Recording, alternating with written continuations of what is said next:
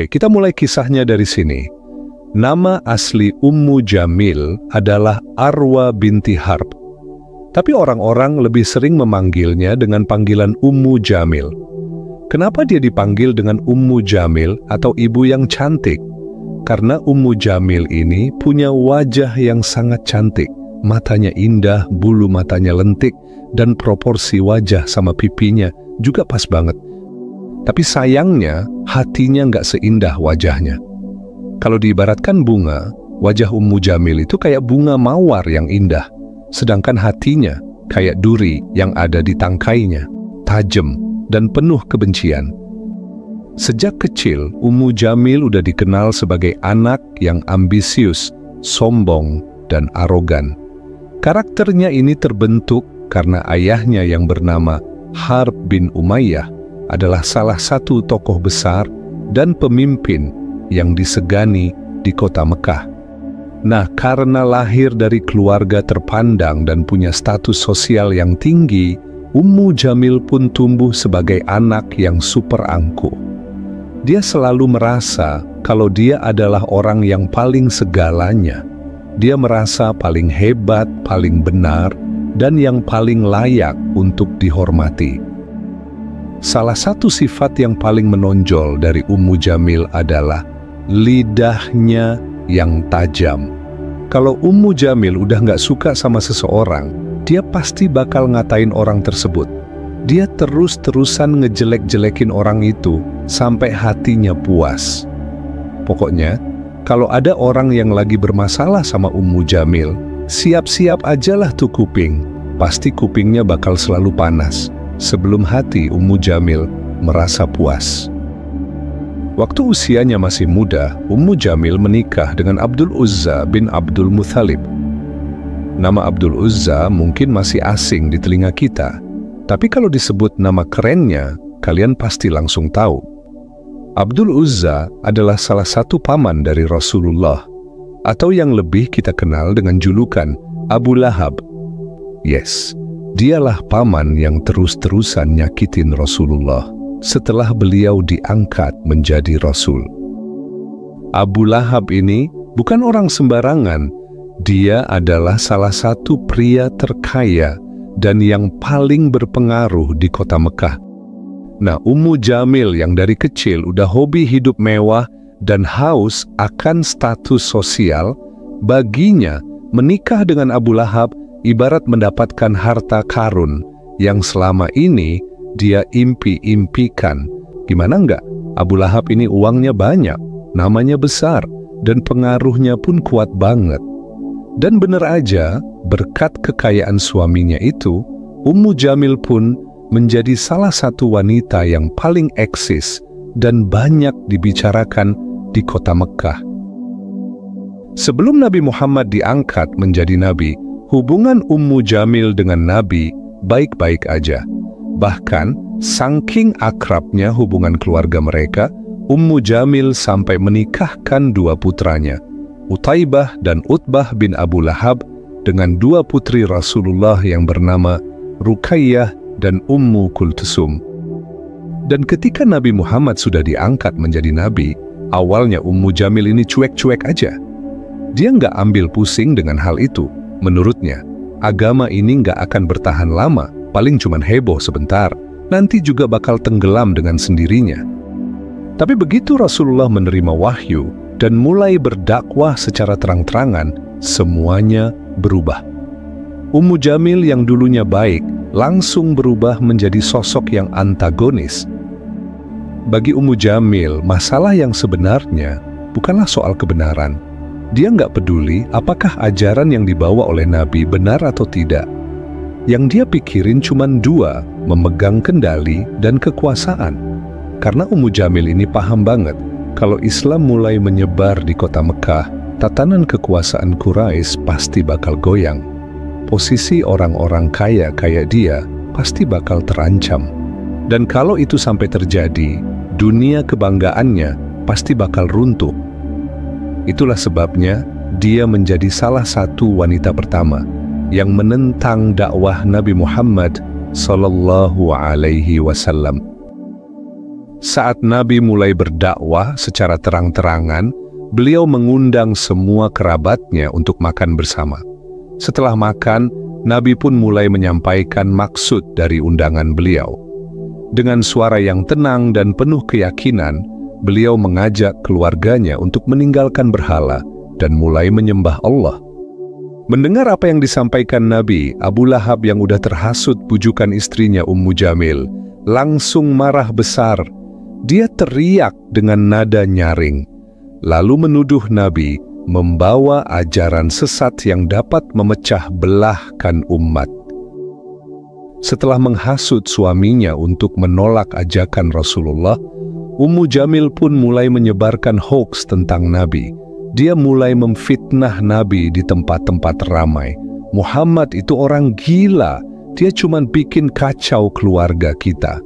Teriaknya dengan penuh emosi.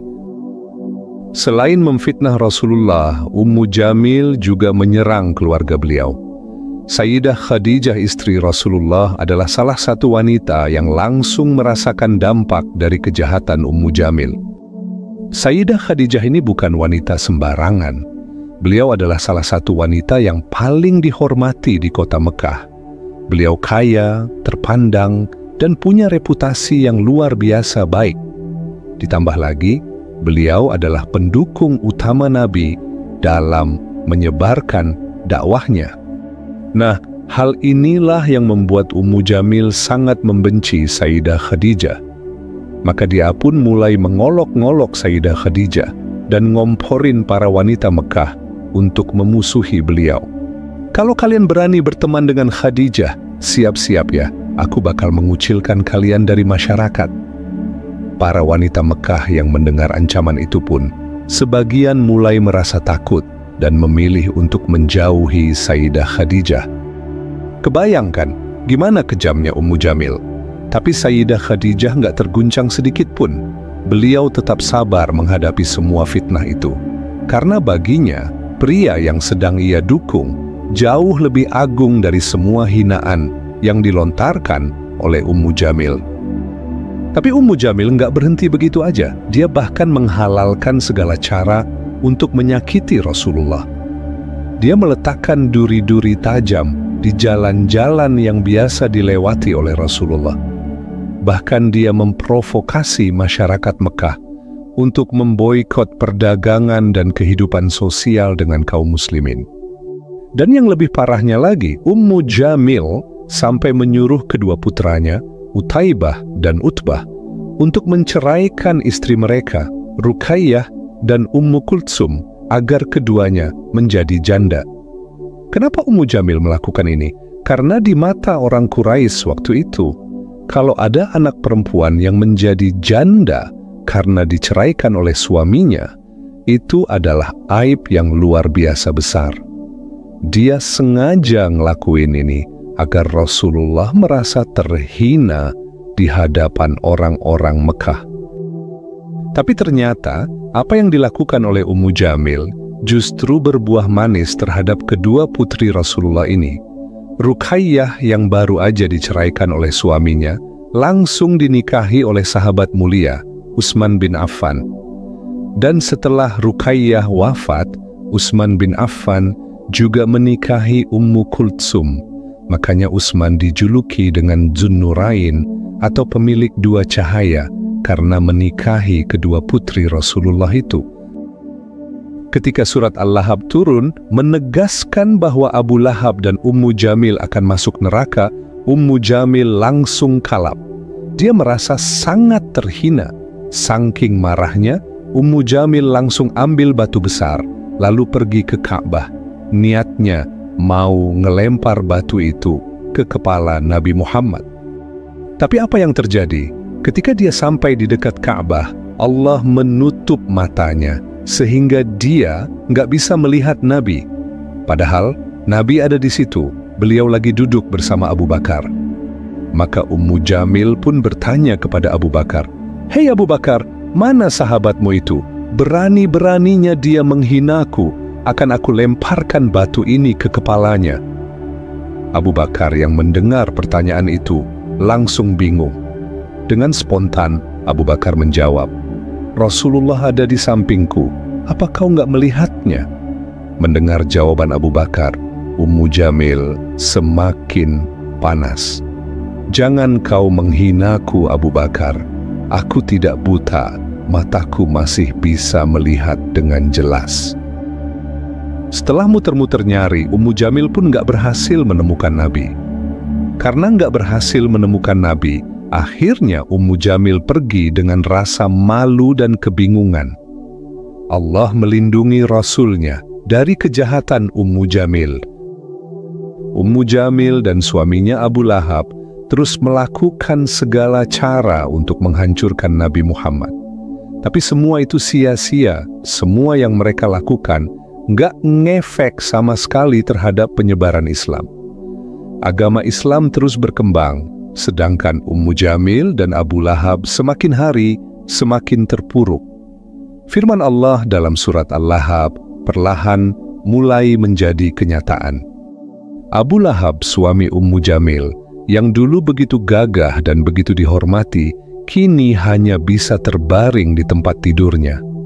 Dia terkena penyakit kulit yang begitu mengerikan. Saking ngerinya, sampai-sampai nggak ada seorang pun yang berani mendekatinya. Bahkan keluarga terdekatnya aja nggak berani mendekat, dan orang-orang Quraisy sendiri mulai meninggalkannya. Ummu Jamil yang dulu setia mendukung suaminya saat menindas kaum muslimin, begitu ajal Abu Lahab mulai mendekat, dia malah meninggalkannya. Bahkan setelah Abu Lahab meninggal, jasadnya dibiarkan terbengkalai begitu aja. Nggak ada yang mau menguburkan jasadnya. Hingga akhirnya beberapa orang dibayar untuk mengangkat tubuh Abu Lahab. Namun, orang-orang yang dibayar ini pun nggak mau mengangkat tubuh Abu Lahab dengan tangannya. Mereka malah mendorong tubuhnya dengan tongkat-tongkat panjang. Lalu mereka lemparkan tubuh Abu Lahab ke dalam sebuah lubang. Dan lubang itu mereka tutup dengan batu yang mereka lempar dari jarak jauh. Setelah kematian Abu Lahab, Ummu Jamil mulai ditinggal oleh para pengikutnya. Wanita yang dulu begitu kuat dan arogan, kini menjadi lemah dan tak berdaya. Bahkan orang-orang Mekah mulai berbisik-bisik tentang dirinya. Mereka mengatakan bahwa surat Al-Lahab telah menjadi kenyataan. Kutukan Allah benar-benar telah menimpa Ummu Jamil dan suaminya. Dalam riwayat disampaikan, kematian Ummu Jamil juga nggak kalah mengenaskan dari kematian suaminya Abu Lahab. Ada pendapat yang mengatakan kalau Ummu Jamil ini mati karena terhimpit batu besar. Dan dalam riwayat lainnya juga disebutkan kalau Ummu Jamil ini tewas karena tercekik tali yang melilit lehernya. Namun bagaimanapun proses kematiannya, bukanlah pembahasan utama yang mau kita sorotin di sini. Yang paling penting untuk kita sadari adalah harta, jabatan, dan kekuasaan bukanlah segalanya. Lihat Abu Lahab dan Ummu Jamil, mereka punya segalanya, kekayaan melimpah, pengaruhnya di kota Mekah juga besar, tapi apa yang terjadi di akhir hayatnya?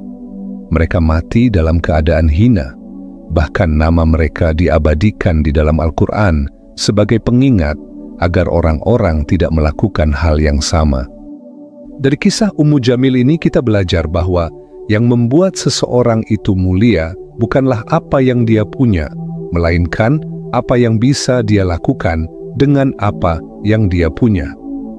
Kalau kita punya harta yang melimpah dan punya jabatan yang tinggi, lalu kita gunakan untuk kebaikan, insya Allah semua itu akan menjadi berkah.